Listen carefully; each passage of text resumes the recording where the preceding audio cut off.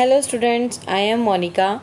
I will teach you web designing using HTML and DHTML subject.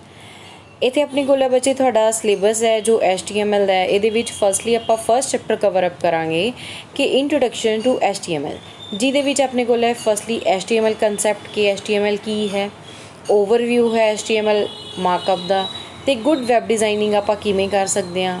एक web publishing दे लई अपने कोल की process है, उहदी इंप्लीमेंटेशन किवें हुंदी है, फेजिस की ने एक वैबसाइट डेवलपमेंट दे, HTML दा रोल की है वैब दे विच, इशूज़ किहड़े-किहड़े ने जिहड़े HTML फेस करदा है अपनी डिज़ाइनिंग दे ड्यूरिंग। ये सारे कंसैप्ट आपां इस फर्स्ट चैप्टर दे विच कवर अप करांगे। नैक्सट अपने कोल आंदा बच्चे WWW एंड HTML बेसिक्स। पहला WWW आपां सारिਆਂ ने 12वीं तक बच्चे तुसीं पढ़िया ही होना अपने कंप्यूटर दे विच। WWW जिन्हों आपां की कहने आ वर्ल्ड वाइड वैब, ठीक है, कि पूरी दुनिया दे विच एक वाइड रेंज दे विच फैली हुई चीज़ है जिन्हों आपां दुनिया भर दे विच बैठ के किते भी सर्च कर सकते हैं, उन्होंने आपां कहने आ WWW। किसी भी साइट नूं आपां जदों नैट ते जाके इंटरनैट के थ्रू URL एक पाथ दिन्ने आ, उत्थे आपां पहलां लिखदे आ WWW डॉट ਜਾਂ फिर किसी भी साइट का नाम, उन्होंने आपां डोमेन नेम कह देने जिहड़े उहदे पीछे .com .in, तो वो सारे की ने अपनियां WWW साइट्स ने, क्योंकि वो पूरे वर्ल्ड दे विच आपां किते भी बैठ के ओपन कर सकते हैं। तो WWW है कि ये डिस्ट्रीब्यूटेड डॉक्यूमेंट डिलीवरी सिस्टम है। डिस्ट्रीब्यूटेड जो हर जगह ते डिस्ट्रीब्यूट किया होया एक डॉक्यूमेंट है जो एक जिहदे थ्रू अपने कोल हर एक चीज़ डिलीवर होंदी है घर बैठे। Usage a client server model, तो ये क्लाइंट सर्वर मॉडल एक काम करता है, क्योंकि जिस जगह ते आपां बैठ के आपां यूजर्स जो उन्होंने कमांड देने आपां कि एक क्लाइंट आ, तो अपने कोल जो वो रिक्वेस्ट आपां भेजी कि मैंने ये साइट ओपन करनी है, तो वो सर्वर साइट ते रिक्वेस्ट भेजेगा तो उतों रिस्पोंड आके अपने को साइट ओपन होएगी। उन्होंने आप क्लाइंट सर्वर मॉडल का नाम देने कि क्लाइंट एक साइट से अपने को क्लाइंट है तो दूसरे रिक्वेस्ट भेजदा, इत्थे अपने को सर्वर है। जो आपने रिक्वेस्ट भेजी तो वह की अपने को रिप्लाई आएगा उस मैसेज का। दैन अपने को है ये क्लाइंट सर्वर मॉडल। एक ही है टू प्रोसैसिस ने, ये टू प्रोसैसिस किदा कि ये एक तो क्लाइंट होंदा है, नैक्सट अपने को एक सर्वर होंदा है, क्योंकि क्लाइंट सर्वर मॉडल है। क्लाइंट है जो क्लाइंट साइड से बैठ के देखो sends request to the server, ये सेंड करता है रिक्वेस्ट नू सर्वर को। Block until reply is received, जिन्ना चि रिप्लाई नहीं आता तो जी उन्हें रिक्वेस्ट भेजी है अदर रिक्वेस्ट नू की करता वो ब्लॉक कर देंदा, स्टॉप कर देंदा, जिन्ना चिर उहदे कोल फस्ट जो उन्हें रिक्वेस्ट भेजी वह रिप्लाई नहीं आ जाता। दैन अपने कोल है सर्वर। सर्वर दे विच की है कि प्रोसैसिस रिक्वेस्ट फ्रॉम क्लाइंट्स, उस दे उत्ते प्रोसैस करता है जो क्लाइंट ने उन्होंने रिक्वेस्ट भेजी है, उहदे उत्ते प्रोसैसिंग करके उन्हें अपने कोल वो चीज़ ओपन कर देनी है जो आपां उहदे तो डिमांड की है। नैवर ब्लॉक्स, ये ब्लॉक कभी नहीं करता, क्योंकि उहदे कोल नैक्सट आएगी नहीं कमांड, क्योंकि क्लाइंट ब्लॉक करके रखता है। एक उहदे कोल मैसेज गया तो एक मैसेज ते सर्वर ने काम करना है, तो उन्होंने ब्लॉक करने की ज़रूरत ही नहीं पैंदी। उहदे कोल हाँ पैरलर प्रोसैसिंग्स होंदियां ने अपनियां, जिवें तो अपने कोल होर काफ़ी सारिया चीज़ां होंदियां। ऑपरेटिंग सिस्टम दे विच बच्चे तुसीं पढ़िया होएगा कि अपने कोल पैरलर प्रोसैसिंग होंदी है, पाइपलाइन प्रोसैसिंग, तो उहदे विच की हुंदा कि उहदे कोल पैरलर कमांड्स बहुत आंदियां ने, बट एक सर्वर तो जदों एक कमांड आई है तो पहला उन्हें उहते काम करना है, जो दूसरे कोल आई है तो दूसरे तो उन्हें दूसरे के अकॉर्डिंग काम करना है जो उहदे कोल रिक्वेस्ट आई है। तो can reply to several clients simultaneously. देखो मैं क्या कि पाइपलाइनिंग है, पैरेलल प्रोसैसिंग है, ये रिप्लाई कर सकता है टू सेवरल क्लाइंट्स, एक टाइम ते वो काफ़ी सारे क्लाइंट्स नू साइमल्टेनियसली अपनी रिक्वेस्ट्स दा रिस्पोंड करता। दैन अपने को HTML की है hyper text markup language. Hyper text markup language मतलब एक ऐदा दी लैंग्वेज है जिहदे थ्रू आपां टैक्सट मैसेजेस प्रॉपरली इन्हां दे विच आपां रख के अपने कोल टैग्स नू यूज़ करके वैबसाइट नू जां वैब पेजिस नू डिज़ाइन करते हैं। Then intended to be maximally portable logical markup graceful degradation of presentation, an ideal promoted by early WWW used to more honored in the beach, is it getting better now? मतलब ਇਹਦੇ ਵਿੱਚ ਕਾਫੀ ਸਾਰੀਆਂ facilities ਨੇ ਆਪਣੇ ਕੋਲੇ ਜੋ HTML ਦੇ through ਆਪਾਂ ਡਿਜ਼ਾਈਨਿੰਗ ਕਰਕੇ ਲੈਂਦੇ ਹਾਂ। ਤਾਂ ਹੁਣ ਕੀ ਹੈ ਕਿ ਮਾਰਕਅਪ ਲੈਂਗੁਏਜ ਐਕਚੁਅਲ ਦੇ ਵਿੱਚ ਹੈ ਕੀ, ਮਾਰਕਅਪ ਕੀ ਹੁੰਦਾ, ਇੰਬੈਡਡ ਕੋਡਰਸ ਇਨ ਦਾ ਡਾਕੂਮੈਂਟਸ, ਮਤਲਬ ਕੋਡਸ ਨੂੰ ਇੰਬੈਡਡ ਕਰਨਾ ਇੱਕ ਡਾਕੂਮੈਂਟਸ ਦੀ ਫੋਰਮ ਦੇ ਵਿੱਚ। ਕੋਡਸ ਆਰ ਕਾਲਡ ਟੈਗਸ, ਇਹਦੇ ਵਿੱਚ ਦੇਖੋ ਟੈਗਸ ਹੁੰਦੀਆਂ ਨੇ, ਆਪਾਂ ਉਹ ਟੈਗਸ ਨੂੰ ਯੂਜ਼ ਕਰਕੇ ਕਿਸੇ ਵੀ ਵੈਬ ਪੇਜਿਸ ਨੂੰ ਡਿਜ਼ਾਈਨ ਕਰਦੇ ਹਾਂ। ਕੋਡਸ ਕੀ ਨੇ ਹੁਣ ਕਿ ਡਿਸਕ੍ਰਾਈਬ ਦਾ ਸਟਰਕਚਰ ਡਾਕੂਮੈਂਟਸ, ਡਾਕੂਮੈਂਟ ਦਾ ਸਟਰਕਚਰ ਡਿਸਕ੍ਰਾਈਬ ਕਰਦੇ ਨੇ। ਇਨਕਲੂਡ ਇੰਸਟਰਕਸ਼ਨਸ ਫॉर ਪ੍ਰੋਸੈਸਿੰਗ, ਕਿਸੇ ਵੀ ਚੀਜ਼ 'ਤੇ ਪ੍ਰੋਸੈਸਿੰਗ ਕਰਨ ਲਈ ਇਹਦੇ ਵਿੱਚ ਇੰਸਟਰਕਸ਼ਨਸ ਵੀ ਹੁੰਦੀਆਂ ਨੇ। ਹੁਣ ਇਹ ਸੀਗਾ ਆਪਣਾ ਮਾਰਕਅਪ। ਮਾਰਕਅਪ ਲੈਂਗੁਏਜ ਕੀ ਹੈ ਕਿ ਕੰਪਿਊਟਰ ਦੀ ਉਹ ਲੈਂਗੁਏਜ ਜਿਹੜੇ ਸਾਰੇ ਮਾਰਕਅਪ ਜੋ ਆਪਾਂ ਪੜ੍ਹੇ ਹੈ ਇਹਨਾਂ ਦੇ ਬੇਸਡ ਉਹਨੇ ਕੰਮ ਕਰਨਾ, ਇਸ ਚੀਜ਼ ਨੂੰ ਪ੍ਰੋਪਰਲੀ ਡਿਜ਼ਾਈਨ ਕਰਕੇ ਆਪਣੇ ਕੋਲ ਡਿਸਪਲੇ ਕਰਨਾ, ਉਹਨੂੰ ਕਹਿੰਦੇ ਆ ਮਾਰਕਅਪ ਲੈਂਗੁਏਜ। ਇਹਦੇ ਵਿੱਚ ਫਿਰ ਆਪਣੇ ਕੋਲ ਆਉਂਦੀ ਹੈ ਬੱਚੇ ਲੌਜੀਕਲ ਮਾਰਕਅਪ ਹੈ। ਲੌਜੀਕਲ ਮਾਰਕਅਪ ਦੇ ਵਿੱਚ ਕੀ ਹੈ, ਡਿਸਕ੍ਰਾਈਬ ਪਾਰਟਸ ਆਫ ਡਾਕੂਮੈਂਟਸ, ਮਤਲਬ ਲੌਜੀਕਲੀ ਉਸ ਚੀਜ਼ ਨੂੰ ਡਿਫਾਈਨ ਕਰਨਾ ਕਿ ਜੋ ਆਪਾਂ ਉਹਦੇ ਵਿੱਚ ਚੀਜ਼ਾਂ ਯੂਜ਼ ਕਰ ਰਹੇ ਹਾਂ, ਜੋ ਚੀਜ਼ਾਂ ਆਪਾਂ ਉਹਦੇ ਵਿੱਚ ਐਕਸਪਲੇਨ ਕਰ ਰਹੇ ਹਾਂ, ਜਿਨ੍ਹਾਂ ਨੂੰ ਡਾਕੂਮੈਂਟੇਸ਼ਨ ਦੇ ਰਹੇ ਹਾਂ, ਉਸ ਚੀਜ਼ਾਂ ਨੂੰ ਪ੍ਰੋਪਰਲੀ ਡਿਸਕ੍ਰਾਈਬ ਕਰਨਾ। Doesn't specify how to render, ਮਤਲਬ ਇਹ ਉਹਨਾਂ ਨੂੰ ਸਪੈਸੀਫਾਈ ਨਹੀਂ ਕਰਦਾ ਕਿ ਇਹ ਚੀਜ਼ਾਂ ਕਿਵੇਂ ਹੋ ਰਹੀਆਂ ਨੇ, ਕਿਵੇਂ ਰੈਂਡਰਿੰਗ ਕਰ ਰਹੇ ਹਾਂ ਇਹਨਾਂ ਦੀ ਆਪਾਂ। ਦੈਨ ਐਗਜ਼ਾਮਪਲ, ਜਿਵੇਂ ਕਿ ਆਪਣੇ ਕੋਲ ਇਹ ਸਟਰੋਂਗ, ਇਹ ਕੀ ਆਪਣੇ ਕੋਲ ਟੈਗ ਹੈ, ਇਹ ਟੈਗ ਹੈ, ਇਹ ਓਪਨ ਟੈਗ ਹੈ, ਜਿਹੜੀ ਆਪਾਂ ਐਵੇਂ ਲਿਖਦੇ ਹਾਂ ਉਹ ਕਲੋਜ਼ ਟੈਗ ਹੁੰਦੀ ਹੈ। ਜਿਵੇਂ ਸਭ ਤੋਂ ਪਹਿਲਾਂ ਆਪਾਂ HTML ਦੀ ਕੋਡਿੰਗ ਸਟਾਰਟ ਕਰਨੀ ਹੈ ਤਾਂ ਆਪਾਂ ਲਿਖਦੇ ਹਾਂ ਟੈਗ ਦੇ ਅੰਦਰ HTML। ਜਦੋਂ ਆਪਾਂ ਇਹ ਪਾਵਾਂਗੇ ਇਹ ਟੈਗ ਦੇ ਅੰਦਰ ਆਪਾਂ ਇੱਥੇ ਲਿਖਾਂਗੇ HTML, ਮੀਨਸ ਜੋ HTML ਦਾ ਪਾਰਟ ਹੈ ਇਹਦੇ ਅੰਦਰ ਹੀ ਆਪਾਂ ਕੋਡਿੰਗ ਲਿਖਾਂਗੇ। ਕੋਡਿੰਗ ਲਿਖਣ ਤੋਂ ਬਾਅਦ ਐਂਡ 'ਤੇ ਆਪਾਂ HTML ਟੈਗ ਜੋ ਸਟਾਰਟ ਕੀਤੀ ਸੀ ਉਹਨੂੰ ਬੰਦ ਕਰ ਦਾਂਗੇ। ਜਿਵੇਂ ਇਹਦੇ ਵਿੱਚ ਹੈ ਸਟਰੋਂਗ, ਸਟਰੋਂਗ ਕੀ ਹੈ, ਇਹਨਾਂ ਨੇ ਇੱਕ ਅੱਖਰ ਲਿਖਿਆ ਹੈ ਵੈਰੀ, ਤਾਂ ਵੈਰੀ ਦੇ ਵਿੱਚ ਕੀ ਹੈ ਕਿ ਉਹ ਸਟਰੋਂਗ ਹੋ ਜਾਏਗਾ। ਸਟਰੋਂਗ ਮੀਨਸ ਉਹਦੇ ਅਕਸ਼ਰ ਨੇ ਜਿਹੜੇ ਉਹ ਬੋਲਡ ਹੋ ਜਾਣਗੇ, ਠੀਕ ਹੈ, ਉਹ ਜ਼ਿਆਦਾ ਵੱਡੇ ਹੋ ਜਾਣਗੇ ਅਤੇ ਜ਼ਿਆਦਾ ਬਲੈਕ ਹੋ ਜਾਣਗੇ। ਇਹਨਾਂ ਨੇ ਕਿਹਾ ਦਿਸ ਇਜ਼ ਵੈਰੀ ਇੰਪੋਰਟੈਂਟ, ਇਹਨਾਂ ਨੇ ਕਿਹਾ ਦੇਖੋ ਦਿਸ ਇਜ਼ ਵੀ ਲਿਖਿਆ ਹੈ, ਵੈਰੀ ਲਿਖਿਆ ਹੈ, ਇੰਪੋਰਟੈਂਟ, ਇਹ ਪੂਰੀ ਇੱਕ ਲਾਈਨ ਆਏਗੀ, ਬਟ ਵੈਰੀ ਨੂੰ ਇਹਨਾਂ ਨੇ ਕੀ ਕੀਤਾ, ਸਟਰੋਂਗ ਕੀਤਾ, ਉਹ ਥੋੜ੍ਹਾ ਇਟੈਲਿਕ ਪੋਰਸ਼ਨ ਦੇ ਵਿੱਚ ਆਪਣੇ ਕੋਲ ਵੱਡਾ ਹੋ ਕੇ ਦਿਖੇਗਾ। ਦੈਨ ਉਸ ਤੋਂ ਬਾਅਦ ਲੌਜੀਕਲ ਮਾਰਕਅਪ ਦੇ ਵਿੱਚ ਇਹਨਾਂ ਨੇ ਕਿਹਾ presentation of clients decision, client decisions ਨੇ ਜੋ ਉਹਦੇ ਅਕੋਰਡਿੰਗ ਪ੍ਰੈਜੈਂਟੇਸ਼ਨਸ ਨੇ। When client can not present then there is a graceful degradation, ਜਦੋਂ ਕਲਾਇੰਟ ਪ੍ਰੈਜੈਂਟ ਨਹੀਂ ਹੋ ਸਕਦਾ ਤਾਂ ਇੱਥੇ ਕੀ ਹੈ ਆਪਣੇ ਕੋਲ ਗ੍ਰੇਸਫੁਲ ਡਿਗਰੇਡੇਸ਼ਨ ਹੁੰਦੀ ਹੈ। ਜਿਵੇਂ ਕਿ ਆਪਣੇ ਕੋਲ ਇਹਨਾਂ ਨੇ ਲਿਆ ਇੱਕ ਇਮੇਜ ਆਲਟ, ਇਮੇਜ ਆਲਟ ਦਾ ਮਤਲਬ ਕੀ ਹੈ ਕਿ IMG ਇਮੇਜ ਨੂੰ ਆਪਾਂ ਇਹਦੇ ਵਿੱਚ ਐਂਟਰ ਕਰਵਾ ਰਹੇ ਹਾਂ, ਆਪਾਂ ਉਹਦੇ ਵਿੱਚ ਇਨਕਲੂਡ ਕਰਵਾ ਰਹੇ ਹਾਂ। IMG alt is equal to image description, ਇਹਦੇ ਵਿੱਚ ਇਮੇਜ ਡਿਸਕ੍ਰਿਪਸ਼ਨ ਹੋਏਗੀ। SRC ਤਾਂ ਸੋਰਸ ਮਤਲਬ ਕਿੱਥੋਂ ਨੇ ਉਹ ਇਸ ਇਮੇਜ ਨੂੰ ਚੱਕਣਾ, ਠੀਕ ਹੈ। ਤਾਂ ਇਹ ਕੀ ਨੇ ਆਪਣੀਆਂ ਲੌਜੀਕਲ ਮਾਰਕਅਪ ਹੈ ਜੋ ਆਪਾਂ ਇਹਦੇ 'ਤੇ ਕੰਮ ਕਰਦੇ ਹਾਂ ਕਿ ਆਪਣਾ ਮਾਰਕਅਪ ਲੈਂਗੁਏਜ ਕਿਵੇਂ ਲੌਜੀਕਲੀ ਵਰਕ ਕਰਦੀ ਹੈ। ਲੌਜੀਕਲੀ ਕਿਉਂ ਹੈ, ਕਿਉਂਕਿ ਉਹਦੇ 'ਤੇ ਜੋ ਟੈਗਸ ਆਪਾਂ ਜਿਵੇਂ ਲਗਾਉਂਦੇ ਹਾਂ ਤਾਂ ਉਹੀ ਲੌਜਿਕ ਉਹਦੇ 'ਤੇ ਚੱਲੇਗਾ, ਉਹ ਆਪਣੇ ਵੱਲੋਂ ਕੁਛ ਨਹੀਂ ਹੋਏਗਾ ਉਹਦੇ 'ਚ। ਦੈਨ ਇਹਦੇ ਵਿੱਚ ਸਮ ਹਿਸਟਰੀ, ਮਤਲਬ ਕਿ ਕੁਛ ਹਿਸਟਰੀ ਹੈ ਕਿ ਪਿੱਛੋਂ ਕਿਵੇਂ ਆਇਆ, ਕੀ ਹੋਇਆ ਇਹਦੇ ਵਿੱਚ। ਪਹਿਲਾਂ ਕੀ ਸੀਗਾ ਕਿ ਗੋਫਰ ਐਂਡ ਦਾ internet super highway, SGML language ਸੀ, SGML ਤੋਂ HTML ਹੋਈ, HTML ਤੋਂ ਬਾਅਦ XML ਤੇ HTML ਮਤਲਬ ਐਕਸਟੈਂਡਡ ਵਰਜਨ ਆਪਣੇ ਕੋਲ।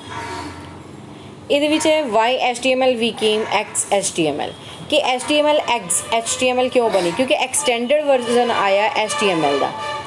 ਇਹਦੇ ਵਿੱਚ ਐਕਸਟੈਂਡਡ ਵਰਜ਼ਨ ਦੇ ਵਿੱਚ ਕੀ ਸੀ ਕਿ ਨਵੇਂ ਫੀਚਰਸ ਸੀ ਆਪਣੇ ਕੋਲੇ, ਜੋ HTML ਦੇ ਵਿੱਚ ਸੀ ਉਹਦੇ ਵਿੱਚੋਂ ਐਕਸਟੈਂਡਡ ਵਰਜ਼ਨ ਆਪਾਂ ਇਹਨਾਂ ਨੂੰ ਦੇਤਾ ਤਾਂ ਉਹ XHTML।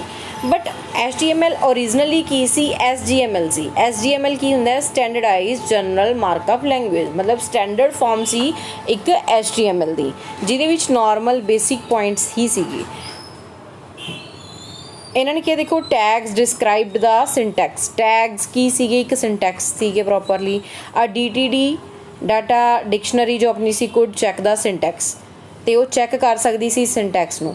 Informal mapping from syntax to rendering, ਮਤਲਬ ਸਾਰੇ ਉਹਦੇ ਅਕੋਰਡਿੰਗ ਆਪਣੀ ਚੀਜ਼ਾਂ ਚੈੱਕ ਹੁੰਦੀਆਂ ਸੀ ਕਿ ਸਿੰਟੈਕਸ ਵਗੈਰਾ ਜੋ ਕਿ ਇਹਦੇ ਵਿੱਚ ਚੀਜ਼ਾਂ ਆਈਆਂ। Then multiple incompatible version errors, then multiple ਜੋ ਇਨਕੰਪੈਟੀਬਲ ਵਰਜ਼ਨ ਸੀਗੇ ਜੋ ਇਹਦੇ ਨਾਲ ਸੂਟੇਬਲ ਨਹੀਂ ਸੀ, ਉਹ ਕਾਫੀ ਸਾਰੀਆਂ ਚੀਜ਼ਾਂ ਇਹਦੇ ਵਿੱਚ ਆਈਆਂ ਜਿਨ੍ਹਾਂ ਨੂੰ ਦੂਰ ਕਰਨ ਲਈ ਆਪਣੇ ਕੋਲ ਕੀ ਆਈ, HTML SGML ਤੋਂ ਬਾਅਦ ਇਨਵੈਂਟ ਹੋਈ। ਦੈਨ HTML XHTML ਬਣੀ। If you think IMG is bad, ਕਿ ਇਹਦੇ ਵਿੱਚ ਕੋਈ ਚੀਜ਼ਾਂ ਕੁਛ ਨਹੀਂ ਜਿਹੜੀਆਂ ਆਪਣੀਆਂ ਬੈਡ ਥਿੰਗ ਹੈ ਕਿ ਉਹਨਾਂ ਨੂੰ ਸਾਰੀਆਂ ਚੀਜ਼ਾਂ ਨੂੰ ਪਿਛਲੀਆਂ ਰਿਕਵਰ ਕਰਨ ਲਈ ਆਪਣੇ ਕੋਲੇ ਕੀ ਆਇਆ HTML ਆਈ ਅਤੇ HTML ਦੇ ਵਿੱਚ ਜੋ ਪ੍ਰੋਬਲਮ ਸੀ ਉਹਨਾਂ ਨੂੰ ਦੂਰ ਕਰਨ ਲਈ ਆਪਣੇ ਕੋਲ XHTML ਆਈ। ਉਸ ਤੋਂ ਬਾਅਦ ਆਪਣੇ ਕੋਲ XHTML ਬੇਸਿਕਸ। ਇਹਦੇ ਵਿੱਚ ਬੇਸਿਕਸ ਕੀ ਨੇਗੇ real changes very ਫਿਊ real changes from HTML but more strict. ਪਰ ਕੀ ਸੀ HTML ਨਾਲੋਂ ਸਟ੍ਰਿਕਟ ਰੂਲ ਸੀ। ਸਟ੍ਰਿਕਟ ਰੂਲ ਕਿਉਂ ਸੀ ਕਿਉਂਕਿ ਜਿਹੜੀ HTML ਹੈ ਬੱਚੇ ਉਹ ਆਪਣੀ ਕੋਲੇ ਕੀ ਸੀ ਕੇਸ ਸੈਂਸਿਟਿਵ ਨਹੀਂ ਸੀ। ਕੇਸ ਸੈਂਸਿਟਿਵ ਕਿਉਂ ਕਿਉਂਕਿ ਉਹਦੇ ਵਿੱਚ ਅੱਪਰ ਕੇਸ ਲੋਅਰ ਕੇਸ ਕੋਈ ਇੰਨੇ ਮਾਇਨੇ ਨਹੀਂ ਸੀ ਰੱਖਦੇ। ਬਟ XHTML ਦੇ ਵਿੱਚ ਜੋ ਚੀਜ਼ ਆਪਣੇ ਕੋਲ ਹੈ ਜੇਕਰ ਉਹ ਲੋਅਰ ਕੇਸ ਦੇ ਵਿੱਚ ਟੈਗਸ ਨੇਗੀਆਂ ਤਾਂ ਉਹਨਾਂ ਨੂੰ ਲੋਅਰ ਕੇਸ 'ਚ ਲਿਖਾਂਗੇ, ਜੇਕਰ ਉਹ ਅੱਪਰ ਕੇਸ 'ਚ ਟੈਗਸ ਨੇ ਤਾਂ ਉਹ ਅੱਪਰ ਕੇਸ 'ਚ ਹੀ ਲਿਖੀਆਂ ਜਾਣਗੀਆਂ। 올 tags are in lower case. ਇਹਨਾਂ ਨੇ ਇਹ ਕੀ ਕਰਤਾ ਕਿ 올 ਟੈਗਸ ਨੂੰ ਲੋਅਰ ਕੇਸ 'ਚ ਹੀ ਕਰਤਾ। ਬਟ HTML ਦੇ ਵਿੱਚ ਦੇਖੋ ਮੈਂ ਕਿਹਾ ਕਿ ਚਾਹੇ ਲੋਅਰ ਕੇਸ ਹੋਵੇ ਚਾਹੇ ਅੱਪਰ ਕੇਸ ਉਹ ਫਰਕ ਨਹੀਂ ਸੀ ਪੈਂਦਾ, ਕੇਸ ਸੈਂਸਿਟਿਵ ਨਹੀਂ ਸੀ। ਬਟ XHTML ਨੂੰ ਉਹਨਾਂ ਨੇ ਕੀ ਕੀਤਾ ਕਿ ਜੋ ਟੈਗਸ ਨੇ ਉਹਨਾਂ ਨੂੰ ਸਾਰਿਆਂ ਨੂੰ ਲੋਅਰ ਕੇਸ 'ਚ ਚੇਂਜ ਕਰਤਾ। 올 ਟੈਗਸ ਮਸਟ ਬੀ ਕਲੋਜ਼ਡ। ਇਹਦੇ ਵਿੱਚ ਕੀ ਸੀ HTML 'ਚ ਜੇ ਕਿਤੇ ਕਲੋਜ਼ ਨਹੀਂ ਸੀ ਹੁੰਦੀ ਤਾਂ ਸ਼ਾਇਦ ਕੋਈ ਇੱਕ ਅੱਧੀ ਟੈਗਸ ਨੂੰ ਨਹੀਂ ਸੀ ਫਰਕ ਪੈਂਦਾ, ਬਟ ਇਹਦੇ ਵਿੱਚ ਸਾਰੀਆਂ ਹੀ ਟੈਗਸ ਨੂੰ ਕਲੋਜ਼ ਕਰਨਾ ਜ਼ਰੂਰੀ ਕਰਤਾ। Empty tags paired tags. ਹੁਣ ਆਪਣੇ ਕੋਲ ਇਹਦੇ ਵਿੱਚ ਇਹਨਾਂ ਨੇ ਕਿਹਾ ਦੋ ਤਰ੍ਹਾਂ ਦੀਆਂ ਟੈਗਸ ਨੇ, ਐਮਪਟੀ ਵੀ ਹੈ ਅਤੇ ਪੇਅਰਡ ਟੈਗਸ ਵੀ ਹੈ। ਦੈਨ ਉਸ ਤੋਂ ਬਾਅਦ ਆਪਣੇ ਕੋਲ ਇਹਦੇ ਵਿੱਚ ਆਉਂਦਾ ਕਿ ਪਾਰਟਸ ਆਫ ਐਨ HTML ਔਰ HTML ਡਾਕੂਮੈਂਟ। ਇਹਦੇ ਵਿੱਚ ਕੀ ਸੀਗਾ ਕਿ ਇੱਕ ਆਪਣੇ ਕੋਲ ਜਦੋਂ ਡਾਕੂਮੈਂਟ ਆਪਾਂ ਲਿਖਦੇ ਸੀ ਤਾਂ ਆਪਾਂ ਲਿਖਦੇ ਸੀ ਉਹਦੇ ਵਿੱਚ ਡੌਕ ਟਾਈਪ ਜਦੋਂ XHTML ਆਈ। ਬਟ HTML ਜਦੋਂ ਸੀਗੀ ਉਦੋਂ ਆਪਾਂ ਸਿੱਧਾ ਹੀ HTML ਤੋਂ ਸਟਾਰਟ ਕਰਦੇ ਸੀ ਇਹਦੀ ਟੈਗ ਤੋਂ। ਉਸ ਤੋਂ ਬਾਅਦ ਆਪਾਂ ਇਹਦੇ ਵਿੱਚ ਲਿਖਦੇ ਸੀ ਹੈਡ ਟੈਗ, ਫਿਰ ਆਪਾਂ ਲਿਖਦੇ ਸੀ ਇੱਕ ਬੋਡੀ ਟੈਗ, ਠੀਕ ਹੈ। ਜਿੱਥੇ ਹੈਡਿੰਗ ਖਤਮ ਹੁੰਦੀ ਸੀ ਉੱਥੇ ਹੈਡ ਟੈਗ ਨੂੰ ਕਲੋਜ਼ ਕਰਦੇ ਸੀ, ਜਿੱਥੇ ਬੋਡੀ ਉਹਦਾ ਪਾਰਟ ਖਤਮ ਹੁੰਦਾ ਸੀ ਆਪਾਂ ਬੋਡੀ ਟੈਗ ਨੂੰ ਕਲੋਜ਼ ਕਰਦੇ ਸੀ। ਬਟ ਇਹਦੇ ਵਿੱਚ ਕੀ ਸੀ doctype is equal to HTML ਜਾਂ DHTML ਆਪਾਂ ਇਹਦੇ ਵਿੱਚ ਦਿੰਦੇ ਸੀ, ਠੀਕ ਹੈ। ਦੈਨ ਹੈਡ ਦੇਖੋ ਹੈਡ ਮੈਟਾ ਇਨਫੋਰਮੇਸ਼ਨ ਹੈ, ਮਤਲਬ ਇੱਕ ਇਨਫੋਰਮੇਸ਼ਨ ਮੈਟਾ ਡਾਟਾ ਕੀ ਹੁੰਦਾ ਹੈ ਕਿ data about data. Meta data ਇਹਦੇ ਵਿੱਚ ਆਪਾਂ ਮੈਟਾ ਇਨਫੋਰਮੇਸ਼ਨ ਸੀ ਕਿ ਜੋ ਆਪਾਂ ਉਹਦੇ ਵਿੱਚ ਡਾਟਾ ਲਿਖ ਰਹੇ ਹਾਂ ਹੈਡਿੰਗ ਤੋਂ ਆਪਾਂ ਨੂੰ ਉਹ ਪਤਾ ਲੱਗ ਜਾਂਦਾ ਸੀ ਕਿ ਜੋ ਅੰਦਰ ਇਨਫੋਰਮੇਸ਼ਨ ਹੈ ਉਹਦੇ ਬਾਰੇ ਇਨਫੋਰਮ ਕਰਦਾ ਸੀ ਕਿ ਐਕਚੁਅਲ ਦੇ ਵਿੱਚ ਕੀ ਚੀਜ਼ ਹੈ। Only title is required. ਇੱਥੇ ਆਪਾਂ ਨੂੰ ਓਨਲੀ ਇਕੱਲਾ ਟਾਈਟਲ ਹੀ ਸੀ ਚਾਹੀਦਾ ਬਸ। Then body text to render ਜੋ ਆਪਾਂ ਉਹਦੇ ਵਿੱਚ ਚਾਹੁੰਦੇ ਸੀ ਉਹ ਆਪਾਂ ਐਡ ਕਰ ਸਕਦੇ ਸੀ। ਦੈਨ HTML ਬੇਸਿਕਸ ਦੇ ਵਿੱਚ ਟੈਗਸ ਨੇ, ਐਲੀਮੈਂਟਸ ਨੇ, ਐਟਰੀਬਿਊਟਸ ਨੇ, ਇਹਨਾਂ ਦੀਆਂ ਐਂਟੀਟੀਜ਼ ਨੇ, ਠੀਕ ਹੈ। ਟੈਗਸ ਵਰਸਿਸ ਐਲੀਮੈਂਟਸ, ਜਿਹੜੀਆਂ ਟੈਗਸ ਨੇ ਉਹ ਅਲੱਗ ਸੀਗੀਆਂ, ਇਹਨਾਂ ਦੇ ਜਿਹੜੇ ਐਲੀਮੈਂਟਸ ਸੀ ਉਹ ਚੀਜ਼ਾਂ ਅਲੱਗ ਸੀਗੀਆਂ।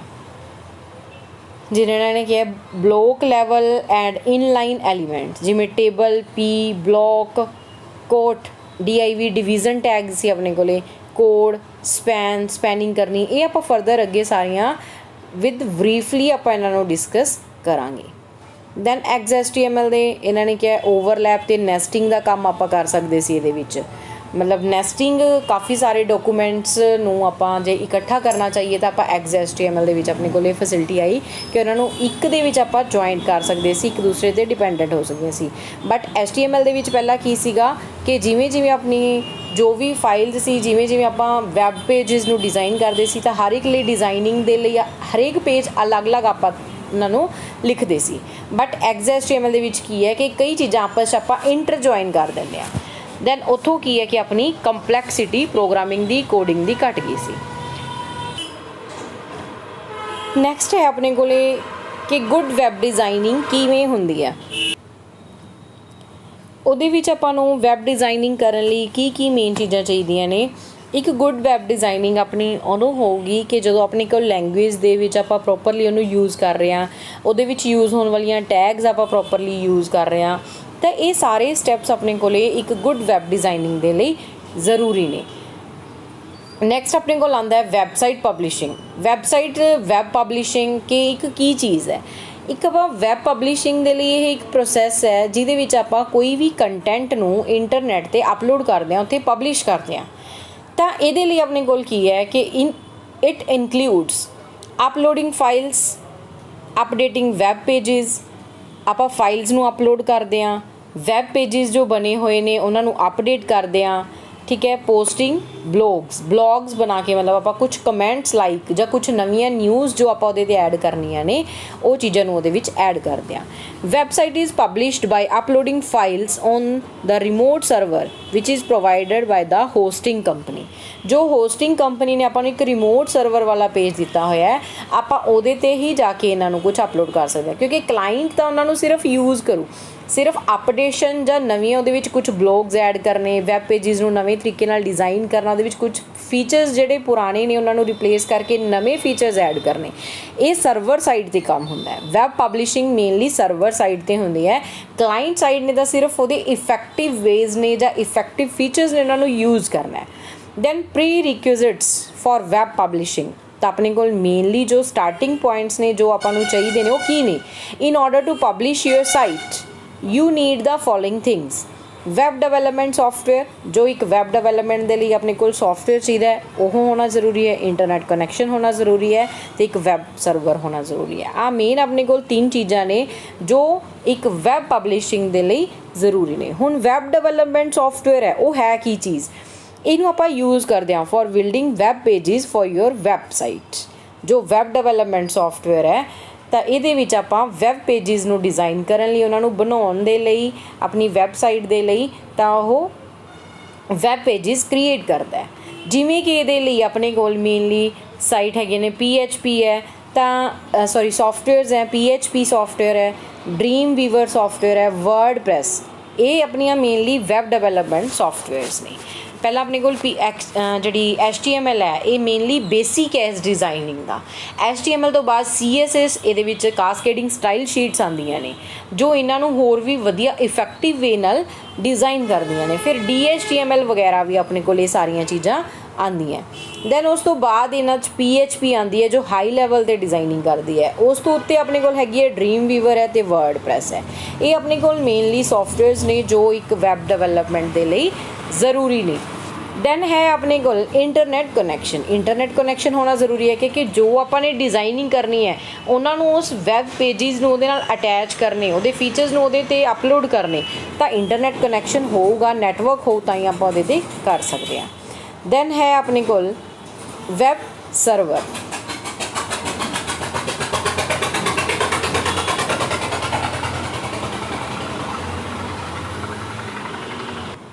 ਵੈਬ ਸਰਵਰ ਦੇ ਵਿੱਚ ਆਪਣੇ ਕੋਲ ਹੈ ਕਿ ਇੱਕ ਐਕਚੁਅਲ ਲੋਕੇਸ਼ਨ ਹੈ ਵੈਬ ਸਰਵਰ ਕਿਉਂਕਿ ਸਰਵਰ ਲੋਕੇਸ਼ਨ ਹੈ, ਸਰਵਰ ਪੁਆਇੰਟ ਹੈ, ਇੱਕ ਐਕਚੁਅਲ ਲੋਕੇਸ਼ਨ ਹੈ ਜਿੱਥੇ ਤੁਸੀਂ ਕੀ ਕਰਨਾ ਹੈ, ਵੈਬਸਾਈਟਸ ਨੂੰ ਅਪਲੋਡ ਕਰਨਾ ਹੈ, ਜਿੱਥੇ ਵੈਬਸਾਈਟਸ ਮੇਨਲੀ ਰਿਜ਼ਾਈਡ ਕਰਦੀਆਂ ਨੇ, ਰਹਿੰਦੀਆਂ ਨੇ।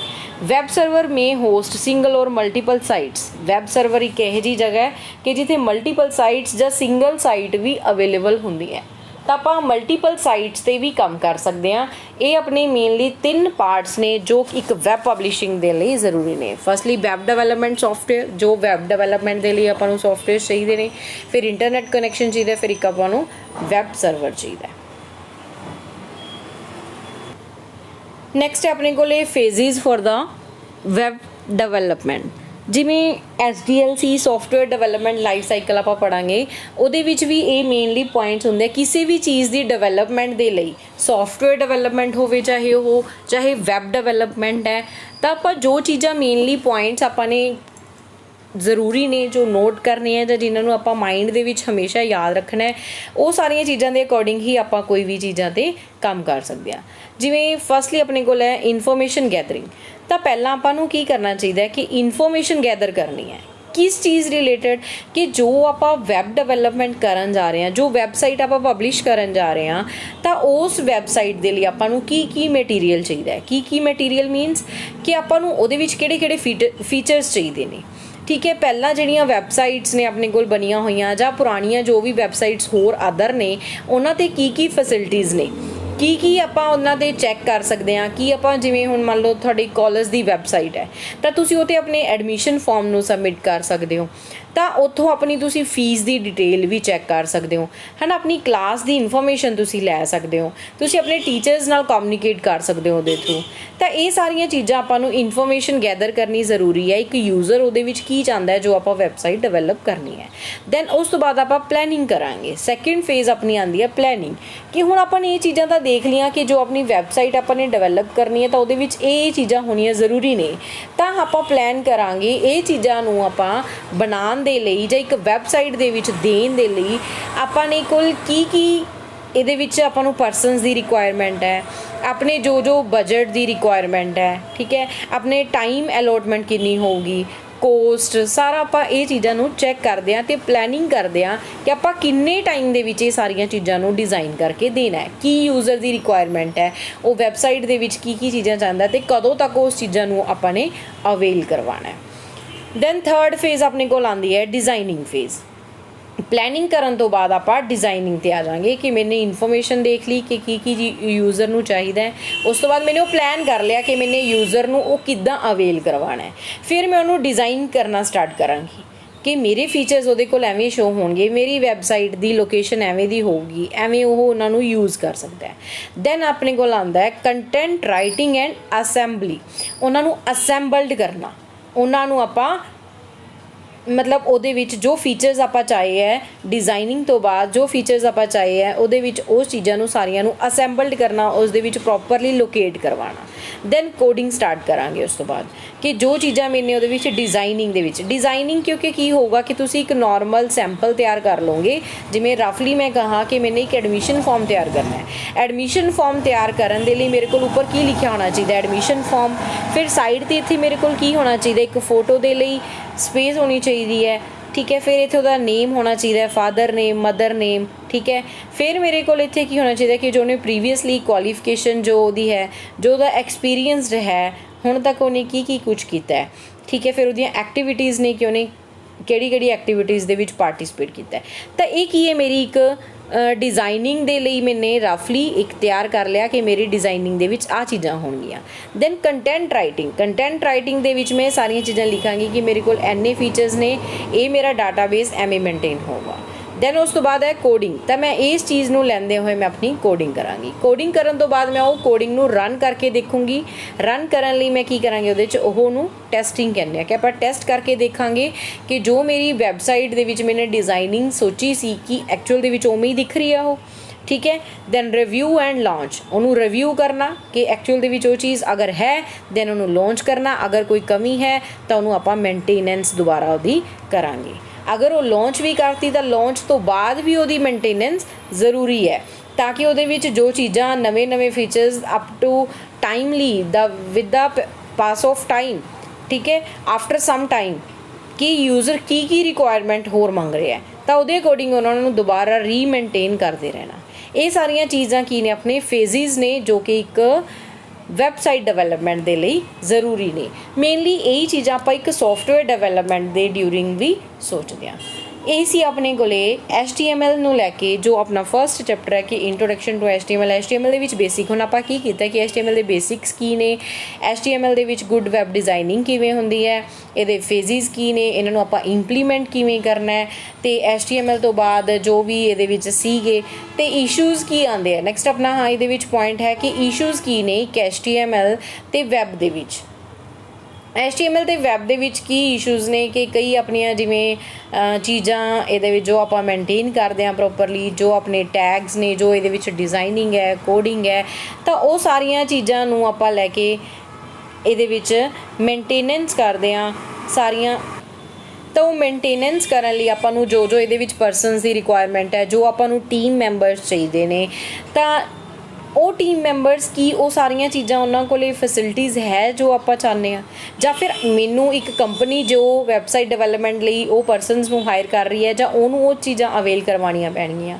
ਅਗਰ ਉਹ ਪਰਸਨ ਕੋਲ ਅਵੇਲੇਬਿਲਿਟੀ ਪਹਿਲਾਂ ਹੈ ਤਾਂ ਫਿਰ ਕੀ ਉਹਨਾਂ ਨੂੰ ਇਹ ਵੈਬਸਾਈਟ ਡਿਵੈਲਪਮੈਂਟ ਬਾਰੇ ਆਲ ਨੌਲੇਜ ਹੈ ਜਾਂ ਨਹੀਂ ਹੈ। ਅਗਰ ਨਹੀਂ ਹੈ ਤਾਂ ਉਹਨਾਂ ਨੂੰ ਟ੍ਰੇਨਿੰਗ ਪ੍ਰੋਵਾਈਡ ਕਰਾਉਣਾ।